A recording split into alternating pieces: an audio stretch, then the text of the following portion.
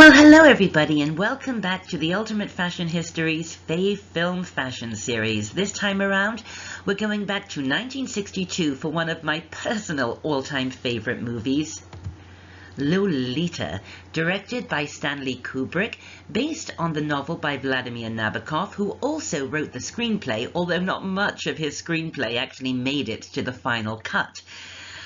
With wardrobe by various people, only one character was actually costumed, Shelley Winters. Her costumes were created by Gene Coffin, and you'll see in a second what a marvelous job he did. Lolita, of course, stars James Mason, Sue Lyon, Peter Sellers, and Shelley Winters in what I personally believe was her most exceptional role. How did they ever make a film of Lolita? That was the tagline on all of the posters. Well, they didn't really make a film of Lolita, but they did make a superb black comedy. And I think that all of the characters in the movie version, in the 62 movie version, really speak so closely to the characters in the book that I can't read Lolita now without hearing James Mason's voice as Humbert Humbert, the narrator. One of the reasons I love Lolita from a fashion historian's point of view is that although the book came out in the mid-50s and was set in the late 40s, this movie version was contemporaneous. And because the costumes were generally off the rack, it gives this wonderful snapshot into Kennedy-era style. This particular era in fashion, sort of 61 to 63, is one of my favorite moments in all of fashion history. It still had the elegance and the sharp lines and the wonderful palette of 50s fashion, but it was sort of beginning to morph into some of the themes we see throughout the 60s, like, for example, standing rolled collars, things like that, pedal pushers, capri pants, but also with a little bit of that sort of beatnik style thrown in as well. And in Lolita, you really see every big trend and fashion detail of this one brief shining moment that was known as the Camelot era. Lolita was set in various imaginary American suburbs of the early 1960s, although it was filmed in England for the most part. This is the Hayes House, and any of you who are English or who have ever visited England will instantly recognize this as a form of British architecture. This doesn't look like an American house, does it? Because it's not. And of course, it is here that we first meet Dolores Hayes, Lolita, in this completely iconic first shot. And yes, we'll talk about those sunglasses in a little bit. Lolita is costumed absolutely off the rack and wears clothing so typical of a teenager in this era. Button-down shirts with saddle-heeled pants, pedal pushers, capris, that kind of thing, and of course slightly oversized sweaters with standing funnel collars or cowl necks. Take a look at this. It's from a catalogue, 1961, and you can see that Lolita is basically wearing the outfit on the left in the picture on the left and the outfit on the right in the picture on the right. But there is one party dress that she wears that I think is particularly lovely. This chiffon sweetheart neckline dress with a satin bib bodice with tiny little bows on the straps. That is so pretty. Another costume she wears is actually supposed to be a theatrical costume. She's starring in a school play as some sort of Grecian nymphette. And although you can see the skirt is split because it's supposed to be a stage costume, I really think it's terribly pretty. Here is another image of it. I love that starfish brooch on the bodice. But this is a very clever costume. Again, it was just shop bought.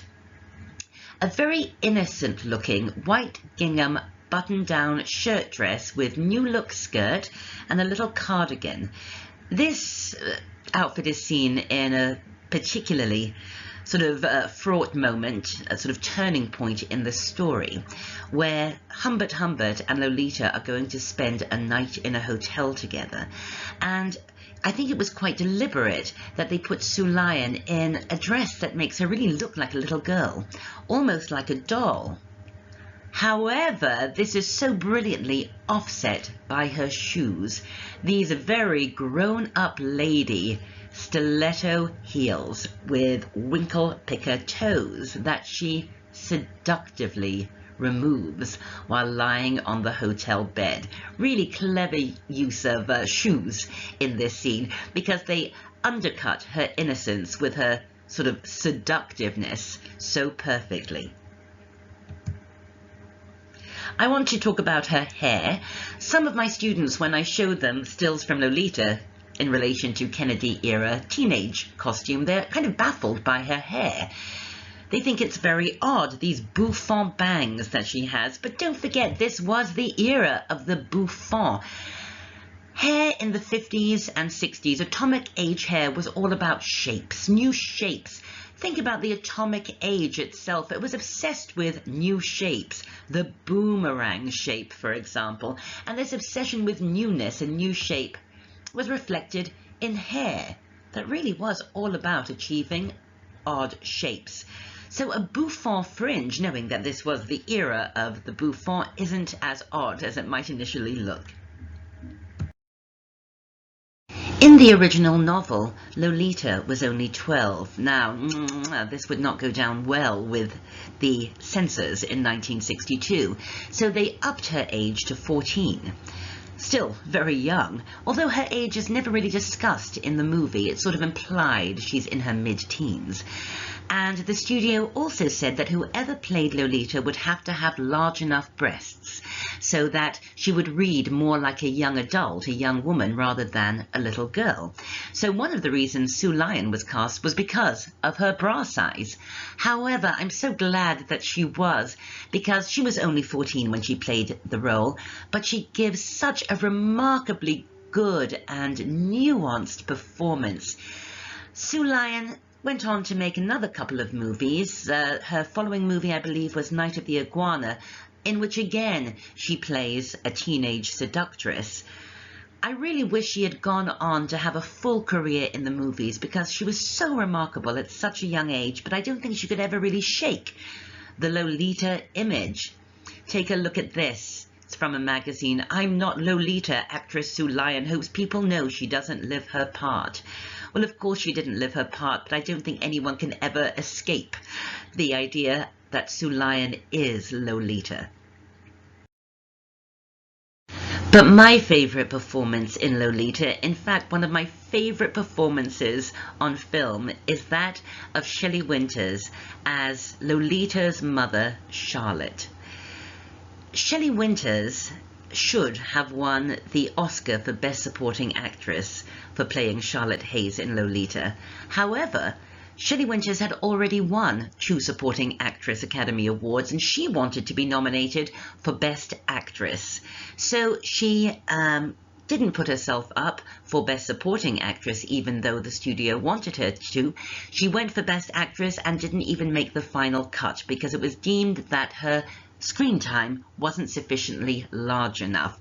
It is such a shame. It's also a shame that Shelley Winters isn't held up and discussed as one of America's greatest screen actresses, because she truly was. Don't forget, she was one of these actor studio people. She not only studied at the actor studio with the likes of Marlon Brando, etc., but she also taught there, and her performance as Charlotte Hayes is remarkable. Charlotte Hayes, this ridiculous, insecure, awful woman who believes herself to be quite the vamp, quite the sex siren, but also considers herself part of the artsy intelligentsia crowd. It is a cringe-worthy performance, and it's a performance that Shelley Winters is the most proud of, or was the most proud of, evidently. She threw every shred of dignity out of the window to play Charlotte Hayes, and Jean Coffin's costumes absolutely fit this woman. Take a look at this. This is so ridiculous, but so perfect. This overly tight little bib dress with cigarette pants and a turtleneck sweater that sort of speaks to her artistic vein. I love that it's teamed with a cheetah belt. This is hilarious because it's sort of indicating that she is also a sexual predator in this household. It's not just Humbert after Lolita, Lolita after Humbert, but Charlotte is also on the prowl for Humbert as well. And look at those animal print stiletto mules. The costume is too tight, as are all of her dresses. Jean Coffin and Shelley Winters decided that this would be great because she's exactly the kind of woman who would think that wearing tight clothes would be particularly sexy to a man. She wears this little pinafore tunic dress on another occasion in the movie, this time teamed with a cheetah print shirt. As you know, I love it when costume is reused in movies because real people, we reuse our wardrobe, don't we? We don't have a new outfit for every day of the week or every day of the year. So I love that it's mixed up here. Charlotte couldn't get enough of animal print, it seemed. I actually particularly and genuinely love this 3/4 length long lounge dress in cheetah print with a very plunging V-neck. And there it is again. You get a real sense of the V-neck there. This is a scene where Charlotte is teaching Humbert the cha-cha, or trying to. And take a look at this.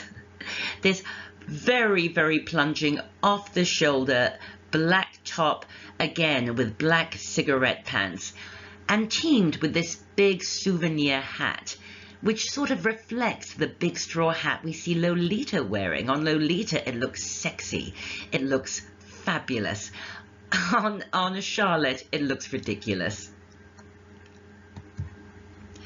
In the remake of Lolita in 1997, it was set in the late 1940s, as the book was, and Melanie Griffith plays Charlotte Hayes and is wardrobed in a beautiful and very chic and stylish 1940s wardrobe, which for me just didn't work.